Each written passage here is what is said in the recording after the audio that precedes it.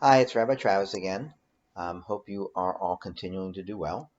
Uh, I've learned a little bit since the first video. For example, I shut off my phone so we won't be interrupted. I told my wife I'm making a video right now so she won't call up to me and ask me to pause and come down and help out with something. One thing I've not figured out yet, and perhaps I will um, as we go along with this, is how to link video feed into the recording I'm making. Um, I've been using Zoom a lot, and I'm sure you guys have heard about Zoom. It's a wonderful tool in these times. Uh, in a Zoom live teleconference, I can share my screen, which means I can show graphics, I can show videos. So during our talk today, I have a couple videos I'd like to show. I have a graphic I'd like to share with you. So I'm going to do it old school. I'm going to stand up. I'm going to walk to my desktop and turn my laptop toward the screen of my desktop so you can see it. I also see that since the laptop is sitting in my lap, I jiggle a bit. So I will try and be less jiggly. Good. Let's get started. Before we went on hiatus, I've been thinking about doing a class that compares and contrasts Ronald Reagan with Donald Trump. And to me, the comparisons are uh, many and obvious. Um, in a way, they were both, before becoming president, they were both TV celebrities. Trump, a reality show host. Reagan was a B-level Hollywood film actor. They both were known for excellent communication skills. I'm going to show you a video in a minute or two of Ronald Reagan to remind us of that. They both developed cult-like followings uh, in the Republican Party. Uh, Reagan was, for many, many, many years, the conservative icon. He was the icon to Republicans.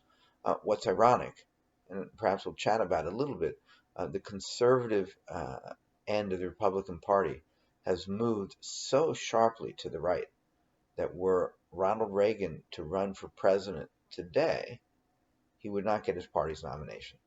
But there's one major difference between the two, and I don't want to talk about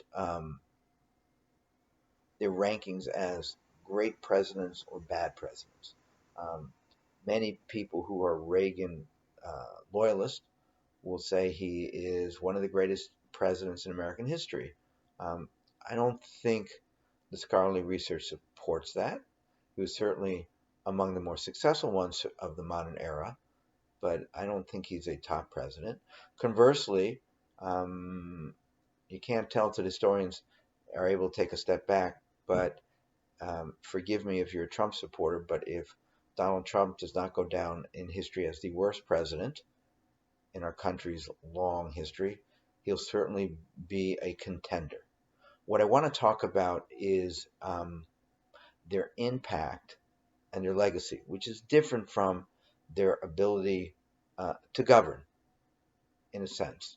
So I'm going to now go to my desktop. Forgive the mess on my desk. We'll see if this works.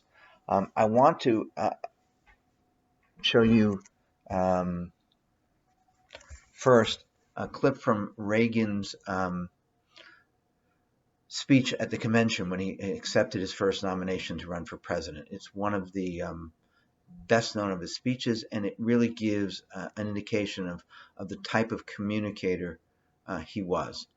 After that, I want to show you a clip from his reelection campaign in 1984, the theme being It's Morning in America. And I think when you see it, you'll hear echoes of Trump's Make America Great Again theme. So I'm going to see if this works. I told you it's old school. Okay. There, I think you can see this. And let's listen to the inaugural address. The notion that the American taxpayer exists to fund the federal government. The federal government exists to serve the American people. For a lot of Americans, Ronald Reagan, this cowboy, sort of came out of nowhere. Ronald Reagan spoke the language of the common man. He didn't lead the life of a common man. He was a very well-to-do actor, but he could connect with the common man. If you look back at the 20 years that preceded his election, they are incredibly turbulent years. A president assassinated, Vietnam, the failure of Watergate and the Nixon presidency, on and on and on. The 8 years of his presidency did bring about a sort of a return to normalcy in American political life. You can see heroes every day going in and out of factory gates. Others, a handful in number, produce enough food to feed all of us and then the world beyond. Ronald Reagan used to say that the real heroes in America were the people who got up on Monday and went to work to earn the money to raise their family and went home in the evening and focused on helping their children grow up. And that the time they spend as citizens on their own family, on their own career, on paying taxes and earning a living and being productive was, in fact, the heart of a free society. That together, with God's help, we can and will resolve the problems which now confront us. And after all, why shouldn't we believe that? We are Americans. I think that Ronald Reagan truly did restore America's pride. Try to imagine 1979. The state of the American economy was deplorable. And he did help to restore that very American idea that we can get this enterprise back on the rails again, and we can go forward. I do think he deserves a tremendous amount of credit for that. The secret of Ronald Reagan's success was his ability to convince Americans that their country was sound, that their country was good, that their country was whole, when it appeared that America had got off the rails. Reagan made the argument that America is, well, let's put it, standing tall again, to use another Reaganism, that it was morning in America once again. And Reagan spoke to them in a voice that said, yes, we are. And Americans rallied to Reagan as to no political figure for a couple of decades. I think he will go down as a true visionary president who had an agenda, whether you agreed with it or not. But he forcefully asserted that agenda, and the country went along with him. So I think he will be recognized as a great American president who left a lasting legacy on the country. Ronald Reagan's genius was to understand and to find a way to make people feel better about themselves and their country. And he had I can only call it a kind of political genius to convey that message with great authenticity. And he persuaded a lot of people. Now, all politicians have to appeal to some values like those, make people feel confident and hopeful and so on. That's a given. But not all of them are as successful as he was at actually communicating them. It's that ineffable thing that he accomplished that I think justifies calling him the great communicator. A troubled and afflicted mankind looks to us, pleading for us to keep our rendezvous with destiny, that we will uphold the principles of self-reliance, self-discipline, morality, and above all, responsible liberty for every individual, that we will become that shining city on a hill.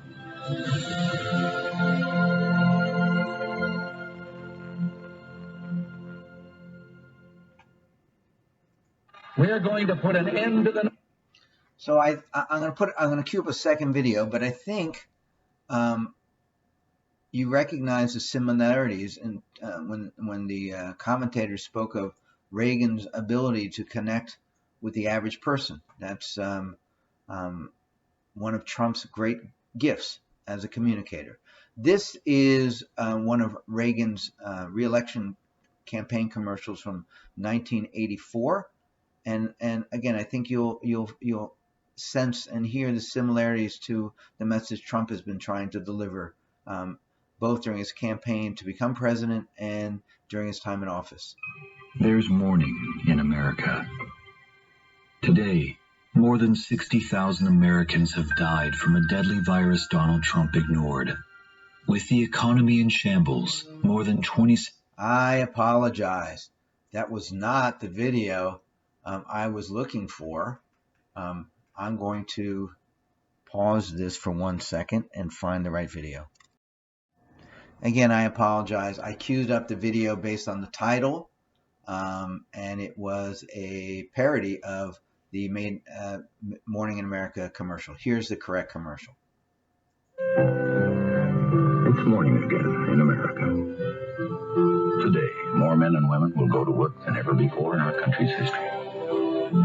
With interest rates at about half the record highs of 1980, nearly 2,000 families today will buy new homes, more than at any time in the past 4 years. This afternoon, 6,500 young men and women will be married. And with inflation at less than half of what it was just 4 years ago, they can look forward with confidence to the future. It's morning again in America. And under the leadership of President Reagan, our country is prouder and stronger and better. Why would we ever want to return to where we were less than 4 short years ago?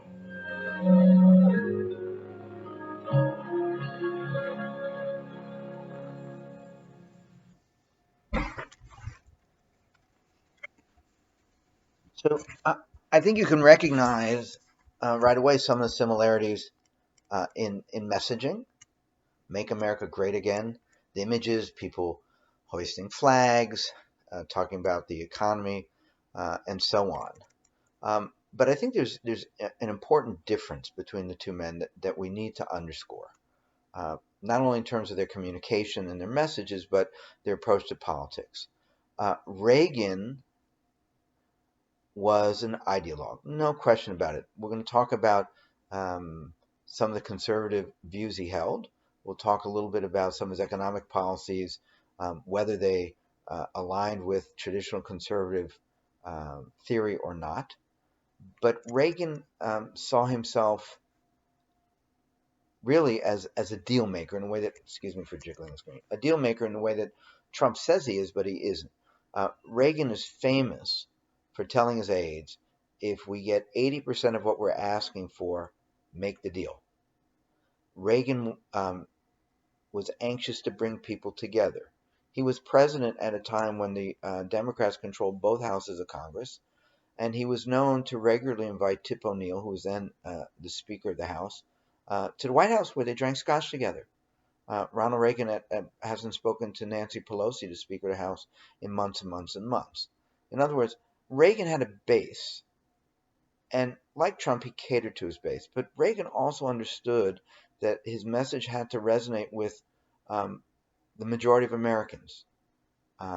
He was not about partisan politics, but it wasn't all about partisan politics. He could make deals when he needed to. He could set aside ideology when he wanted to. He could cut deals with people he didn't like. Whereas our current president seems to be bent on really dividing people. He's got a base, a small base that he plays to, and he's not particularly interested, so it seems, in his messaging in people who don't agree with him or are not part of that base. He's content to have this 40 or 45% support, and he thinks he can govern and stay in power. November, we will find out if that's the case or not, but he's been able to govern because he's got a Republican majority in the Senate. But that's a fundamental difference. Reagan was often portrayed as a happy warrior. He had a cheerful disposition. Even when you didn't agree with his policies, it was hard not to like the man. I remember the 80s very well. I was not a supporter of any of Reagan's policies, but I didn't dislike the man. He kind of felt like the nation's grandfather. He didn't have the aggressiveness that Trump has. Now, I think you should have seen in the first video this notion of both men came along at a time of anger, frustration that they played to, and they played to well, and they rode that anger and frustration into office. The question to ask yourself and reflect upon is, how did they use that movement that got them in office to govern. So I want to look at now, excuse me, I've got to pull up my notes. I want to look at 3 particular areas of the Reagan presidency and compare them to the Trump presidency. And we'll see some differences and we'll see some similarities. The first is about ideology. Reagan was a staunch conservative. Trump ran claiming to be a conservative in the classic Republican mold. And I think when we talk about what defines conservatism, we'll see that Trump really has broken the mold. That's the first point I want to talk about. Next, I want to look at economic policies. Both men ran on commitment to cut the deficit. Both men blew up the deficit. I have some charts I'll show you, based on enormous tax cuts. And we'll talk about the economic theories that underlined their policies they implemented. The third area is dealing with impeachment and scandals. Reagan was never impeached, but I want to talk about the Iran-Contra scandal and really explore the question, why wasn't he impeached? Because if you look at it objectively, Iran-Contra was much worse than Watergate, and there were much stronger grounds for impeachment of Reagan than there were, frankly, of Nixon. So both men, Reagan and Trump, have this aura of being Teflon presidents, that nothing sticks. And we'll take a look at that. So let me start out with defining what conservatism is. And I want to share with you a document that defines what it is. I'm just going to read you some excerpts to give you an idea of what classical conservatism is and isn't, and then we'll see how both presidents adhere to it or not. This is from an article, an excerpt from an article called "What is Conservatism" by Ofer Havri and Yoram Hazoni, and they write as follows when they're looking at conservatism versus liberalism in current affairs. Liberalism is a political doctrine based on the assumption that reason is everywhere the same and accessible, in principle, to all individuals, and that one need only consult reason to arrive at the one form of government that is everywhere the best for all mankind. In its current form, liberalism asserts that this one best form of government is liberal democracy. This is the term popularized in the 1920s to describe a type of government, a kind of government that borrows certain principles from the earlier Anglo-American conservative tradition, including those of limiting executive power and guaranteeing individual freedoms. These were 2 primary principles, and writers will refer to these principles again. They call them principles 4 and 5. But liberalism regards these principles as standalone entities, detachable from the broader Anglo-American tradition in which they arose. Liberals thus tend to have few, if any, qualms about discarding the national and religious foundation of Anglo-American government, regarding these as unnecessary, if not simply contrary to universal reason. Interesting definition. I think there's some truth to it. There's room to disagree with it. Now, here are some specific points they want to look at, which the 2 ideologies, liberalism and conservatism, differ greatly. First is liberal empire. Because liberalism is thought to be a dictate of universal reason, liberals tend to believe that any country not already governed as a liberal democracy should be pressed or even coerced to adopt this form of government. It's interesting, when George W. Bush was president, he wasn't a liberal by any means, but part of his goal in the Middle East was regime change. Conservatives, on the other hand, recognize that different societies are held together and kept at peace in different ways, so that the universal application of liberal doctrines often brings collapse and chaos, doing more harm than good. And again, if you look to the Arab Spring of a decade ago and the aftermath, there's some truth to that. Second point, international bodies. Similarly, liberals believe that since liberal principles are universal, there is little harm done in reassigning the powers of government to international bodies. To some extent, yes, I would say that's an oversimplification, an overstatement. But we'll take it at face value for the contrast. Conservatives, on the other hand, believe that such international organizations possess no sound governing traditions and no loyalty to particular national populations that might restrain their spurious theorizing about universal rights. They therefore see such bodies as inevitably tending to arbitrariness and autocracy. And there is a healthy, fear is probably too strong a word, but a healthy disrespect for international organizations among classic conservatives. That was true during the Reagan era, certainly true during the Trump administration. Immigration. Liberals believe that, since liberal principles are accessible to all, there's nothing to be feared in large-scale immigration from countries with national and religious traditions very different from ours. Simplistic, but for many, many years we had relatively open borders. I'm sure many of you, if you're not immigrants or children of immigrants, perhaps grandchildren of immigrants, I had grandparents on both sides that immigrated to this country. On my mother's side, if some of the standards that are in place today or people strive to put in place, my mother's family would not have been allowed into this country. They didn't speak English. They weren't well educated. They came from Eastern Europe.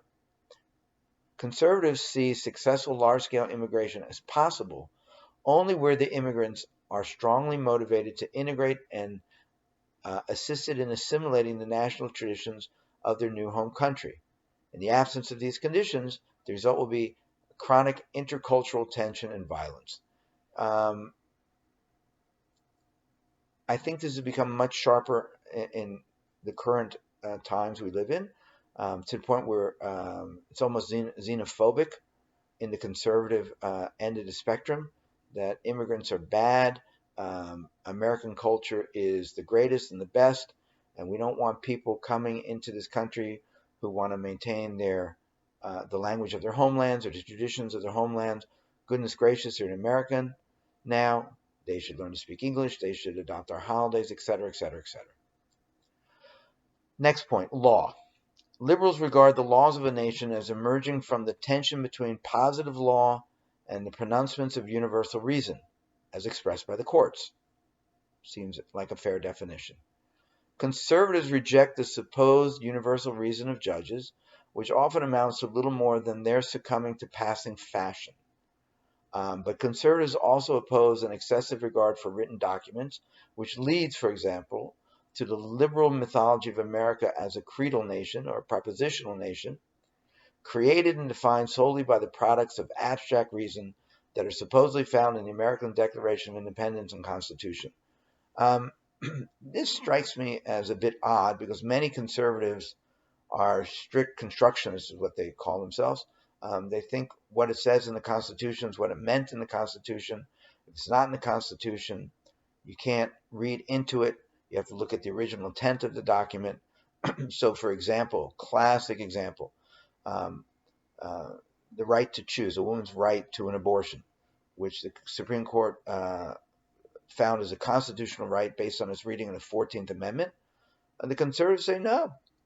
There's no talk of abortion in the Constitution. You can't create a new constitutional amendment.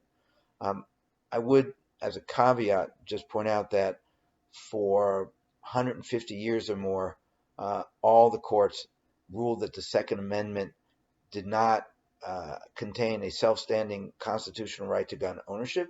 The gun ownership was linked to a militia, but in 2008 and then reaffirmed in 2010, a conservative Supreme Court discovered a self-standing right to gun ownership. So, both sides, I think, in matters of law, play it loose when it suits their agendas.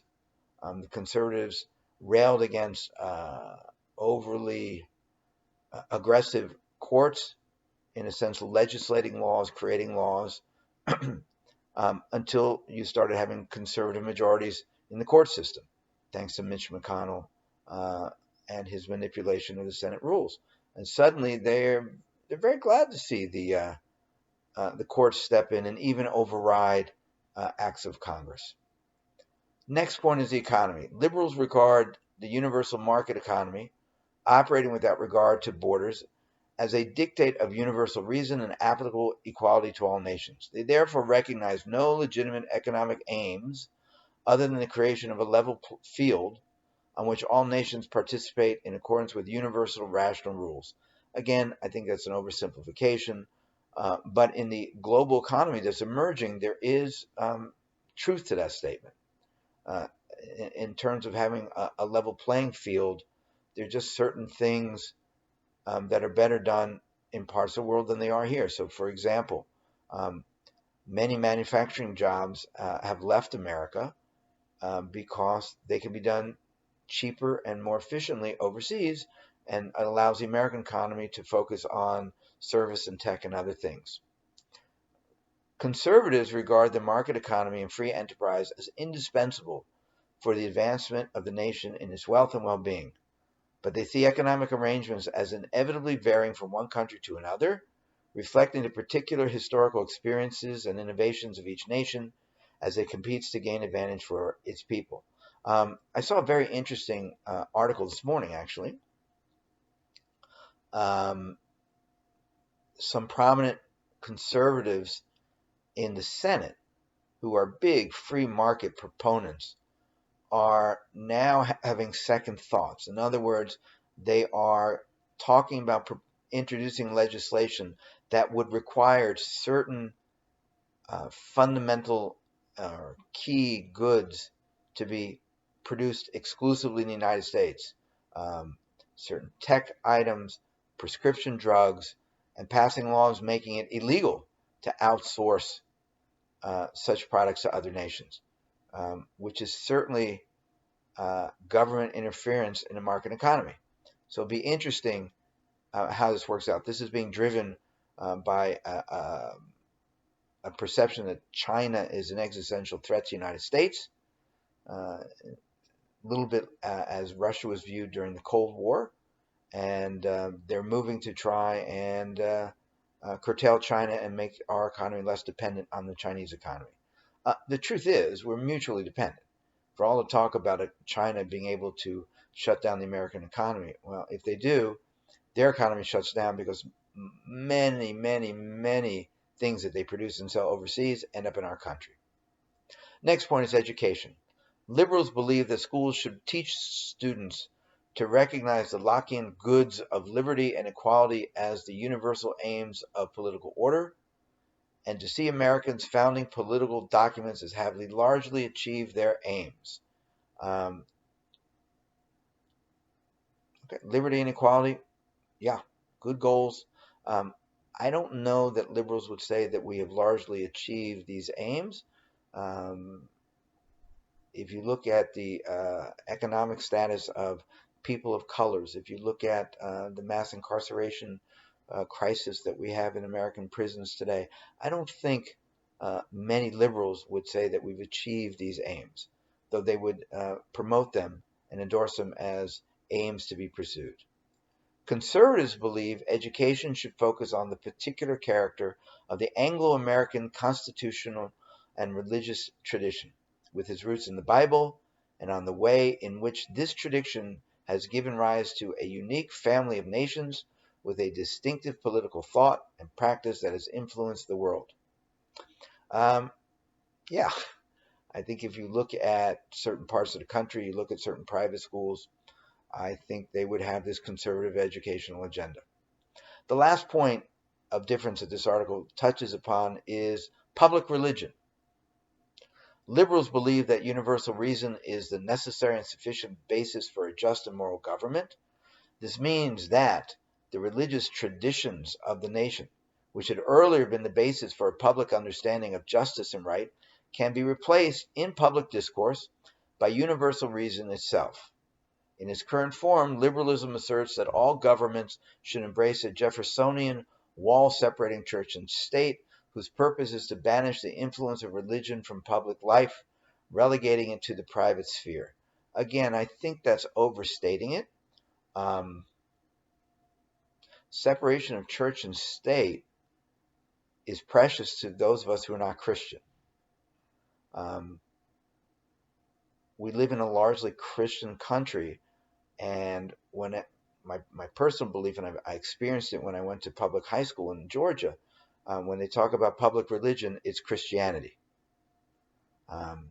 Friday night football games at my public high school, there was an invocation every Friday night before the football game that ended, "In the name of our Lord Jesus Christ, we pray."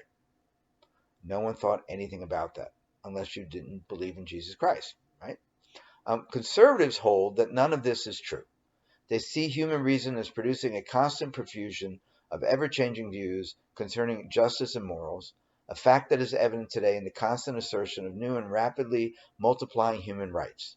Conservatives hold that the only stable basis for national independence, justice, and public morals is a strong biblical tradition in government and public life. They reject the doctrine of separation of church and state, instead advocating an integration of religion into public life that also offers broad toleration of diverse religious views. So that last statement would be great if it were true.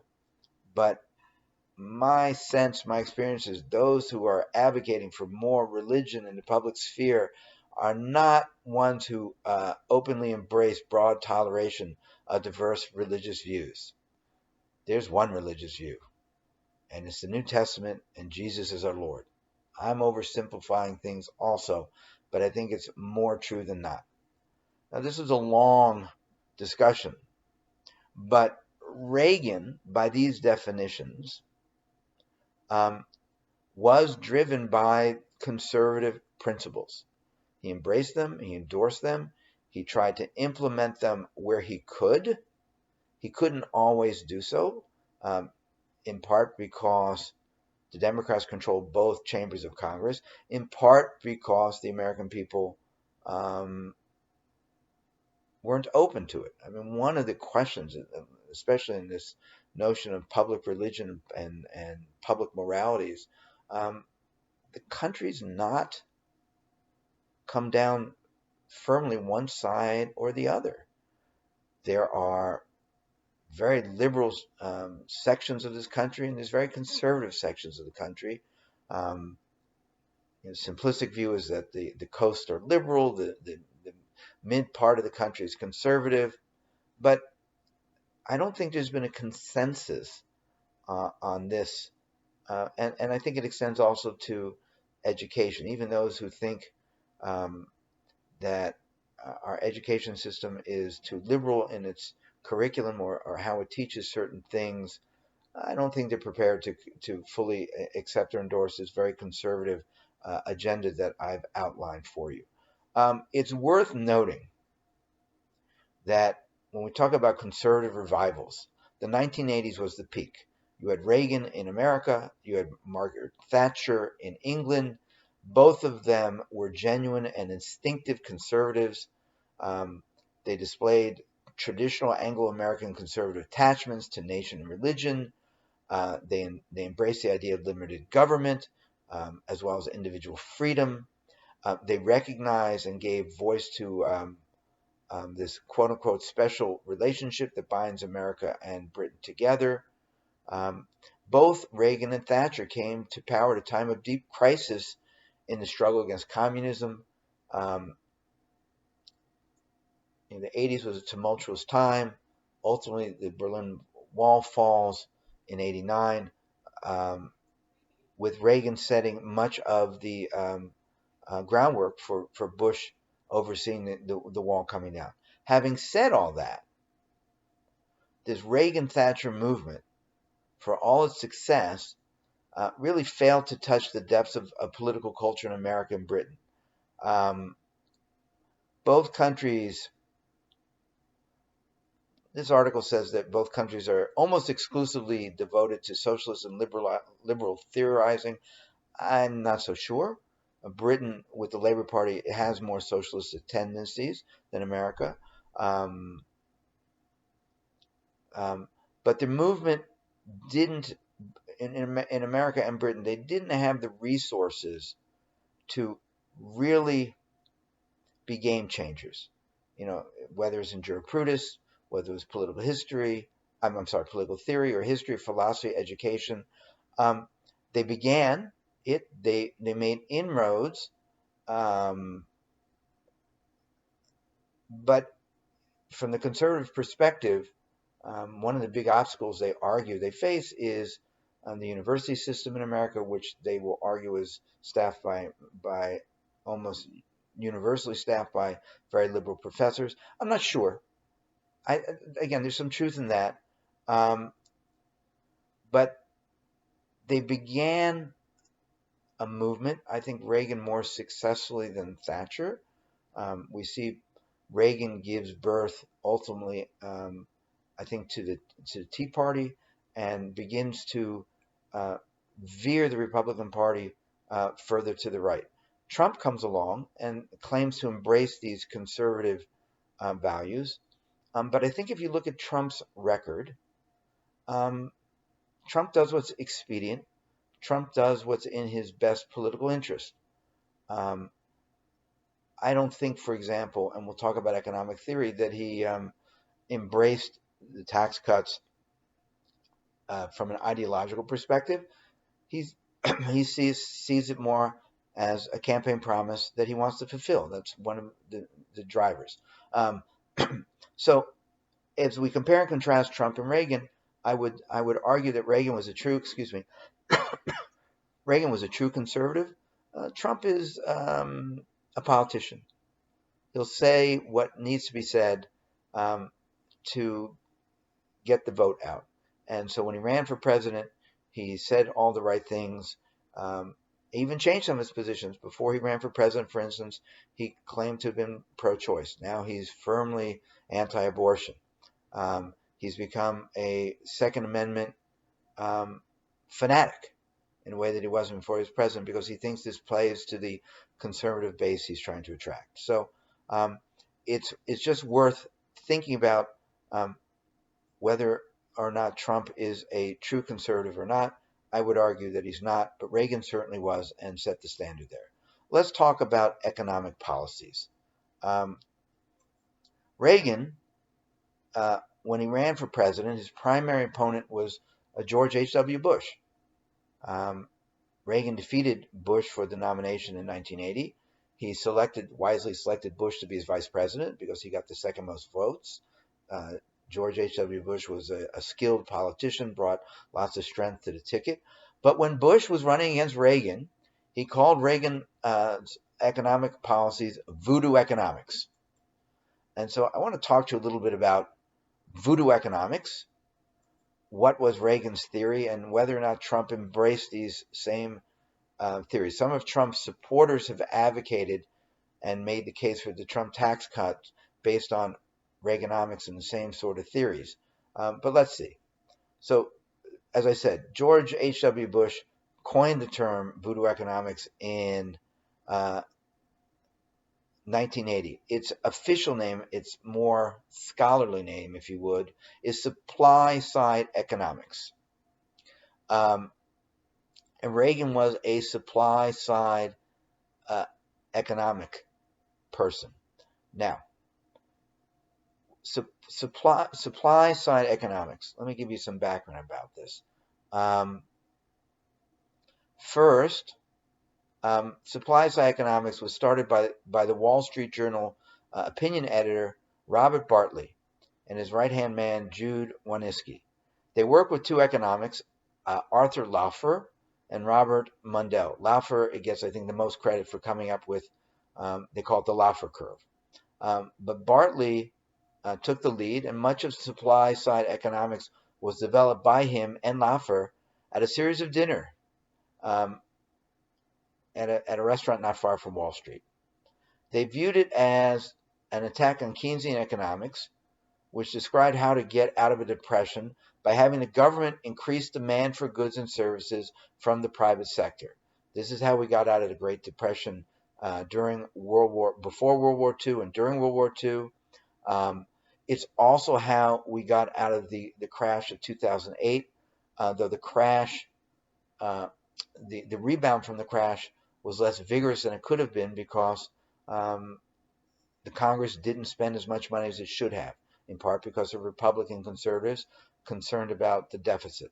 But the idea is when you're in an economic depression, consumers are not buying, which means businesses are not producing. The way you increase demand is you have government spending. So famously during the Great Depression, you had all these public work projects because the government was the only entity that had money, and the government was able to borrow money and put money out there. That's standard Keynesian economics. Now, supply side argues as follows.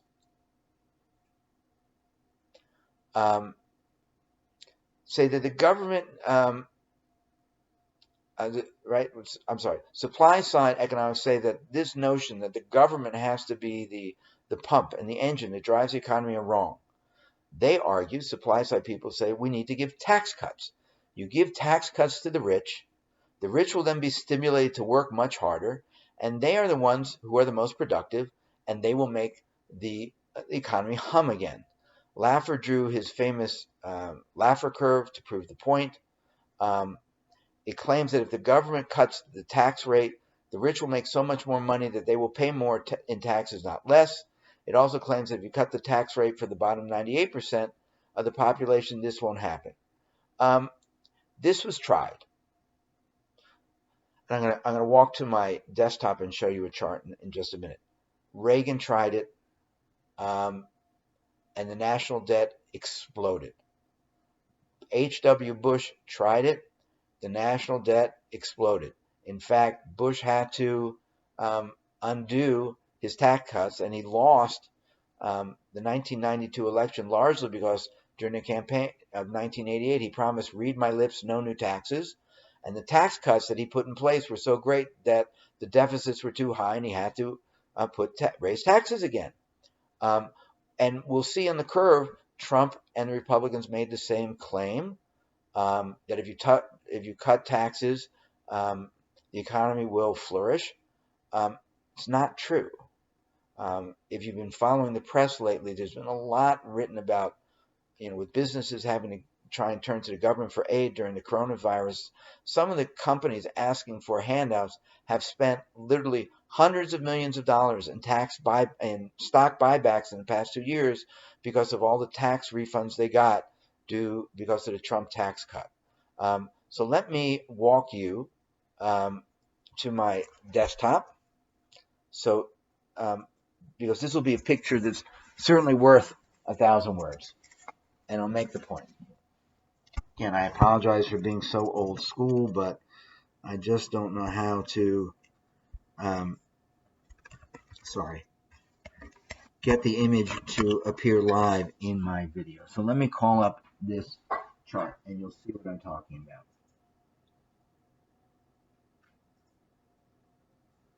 So if you look at this chart, obviously the national debt skyrockets. This chart shows a percent of gross domestic product. World War II, of course, it skyrocketed because we were paying for a war. As a percentage of national debt, it falls. The green line shows where it would have been if they balanced their budget. We're going to ignore that because that's fantasy. If you see from 1980, you've got a big red line. This is Ronald Reagan cutting taxes and increasing military spending at the same time, significantly increasing military spending, a policy that was followed by George H.W. Bush until the deficits got so high that he had to increase taxes. Bill Clinton reversed this trend. His last 2 years in office, the Clinton budget ran a surplus. We were actually able to pay down the national debt. George W. Bush comes into office. Now, you can't blame him for 9/11 and the hit on the economy that 9/11 created and the spending that was necessitated in response to 9/11. But he cut taxes at the same time. You can't do that without blowing up the debt. Obama, the debt, his first years in office kept rising because we're still trying to emerge from the 2008 recession. You see the debt levels the last years of the Obama administration were leveling out. Trump comes into office, and again, we've got a big increase in military spending and tax cuts. Why do I mention this? Because both, excuse me, let me get back. So both Reagan and Bush campaigned on the notion that deficits are bad, and that Reagan in particular said when he gets in office he's going to work to balance the budget. It's a major goal of his, a major goal of the conservative movement in general: balanced budgets, smaller government. And it's just not true. The economic policies they pursued did the exact opposite of what they said they were going to do. It's a kind of poetic justice that H.W. Bush's term, voodoo economics, is much more true than false. So that's their economic policy they want to show you. They both embrace the supply side economics, cut taxes, it will drive the economy. No, you cut taxes, especially the way it's been done by Reagan, and even more so by Trump, excuse me. The very, very rich benefit. Large corporate America benefits. The average person does not. The last thing I want to talk about are impeachment and scandals. And let's start with Reagan. Reagan very much was a Teflon president. Nothing stuck, just like Trump. The big scandal of his administration was the Iran-Contra affair. I don't know how much you know about it. I'll briefly talk about it. It was a secret U.S. arms deal that traded missiles and other arms to free some Americans held hostage by terrorists in Lebanon, but also used funds from the arms deal to support armed conflict in Nicaragua. We supported the Sandinistas, who were very conservative, and they were trying to overthrow a socialist government that had been, forgive me, fairly elected. So the controversial deal threatened to bring down Reagan's presidency. And we have to understand the political climate of the early 1980s to appreciate how this came about. For all the gains in 1980 by Reagan Republicans, I mean, Reagan just crushed Carter, really crushed Carter, could not maintain that momentum, which is not surprising. In the midterm elections in 1982, the Senate and the House both swung Democrat. And it is not unusual for the party of the sitting president to do poorly in midterm elections. So from 82 on, Reagan, Republican president, the Congress controlled by the Democrats. Now, Reagan was a strong anti-communist. He promised to insist any anti-communist insurgencies around the world. This was the Reagan doctrine. But you can only have a Reagan doctrine when you have support in the House and the Senate for it. So after taking control of Congress in the midterm elections, the Congress passed something called the Boland Amendment. So this restricted the activities of CIA and the Department of Defense in foreign conflicts. It was specifically, it had Nicaragua in mind,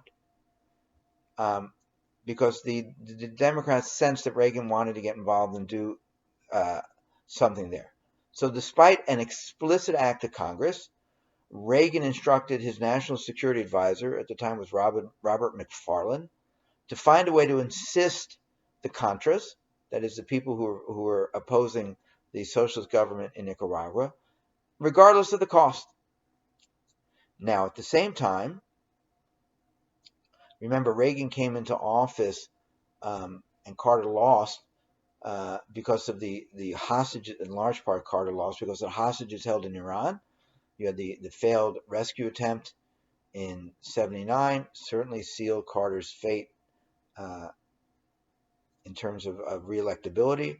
The Iranians had said explicitly, we will not release the hostages to Carter, and they waited till Reagan took the oath of office in January to release the hostages. There was lots of speculation that the Reagan team had cut a deal with Iran during the campaign. It was, rumored, discussed, but never proven. Anyway, at the same time, you've got Hezbollah, right? These Iranian-backed terrorists. They were holding 7 Americans hostage in Lebanon. And Reagan told his advisors, free these people, get them home. So in 1985, McFarlane, his national security advisor, tried to do this. He told Reagan that Iran had approached the U.S. about purchasing weapons for its war against neighboring Iraq. You have to remember, during the 80s, Iraq and Iran were involved in a bloody war. More than 1 million combatants died in that war. But there was a U.S. trade embargo with Iran at the time. It dated back to the overthrow of the Shah, when the Ayatollah took over power, and they held 52 American hostages for 444 days. So there was no way for Reagan to give arms to Iran. And there were members of his administration who opposed this deal. Secretary of State George Shultz, Secretary of Defense Caspar Weinberger. McFarlane, despite this opposition, McFarlane argued that an arms deal with Iran would help secure the release of these hostages, but it would help the U.S. improve relations with Lebanon and give Lebanon an ally when they need it. And as an aside, the deal would give money, funds to the CIA that the agency could then secretly funnel to the Contra insurgency in Nicaragua. So McFarlane backed this. CIA Director William Casey backed this. Reagan pushed ahead with the deal over the objections of Weinberger and Shultz.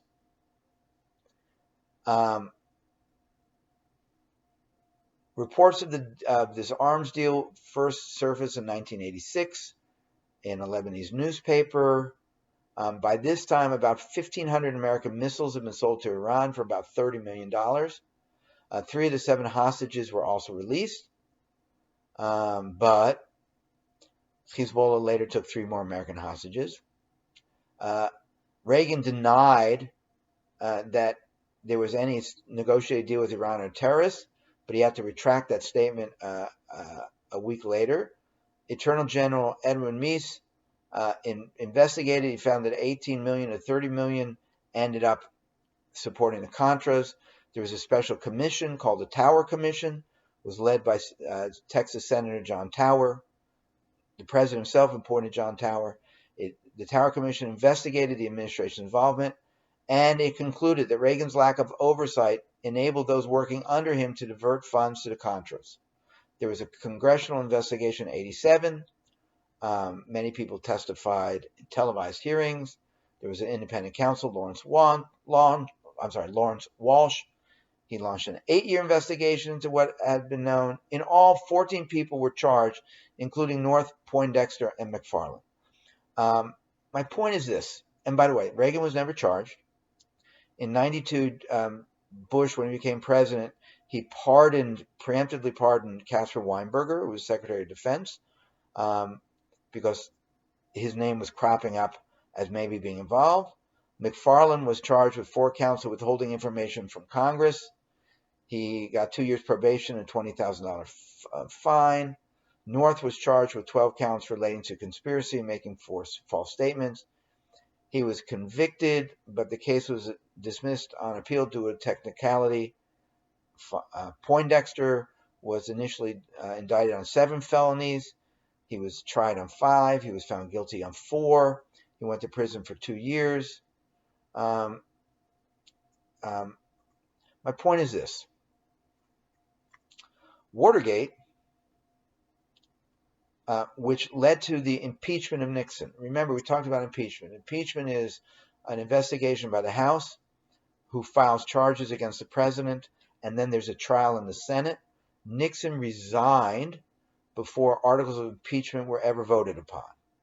So he was never technically impeached. Bill Clinton was impeached. He was acquitted by the Senate on a strict party line vote. Trump was impeached. He was acquitted by nearly a straight party line vote. But Watergate was a minor break-in. The crime was the cover-up.